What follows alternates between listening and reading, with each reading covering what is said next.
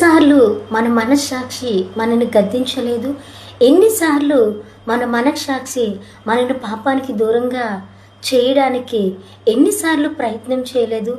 అయితే మనము మన మనస్సాక్షిని చంపుకుని ఎన్నోసార్లు మనం దేవునికి దూరంగా వెళ్ళిపోయాము.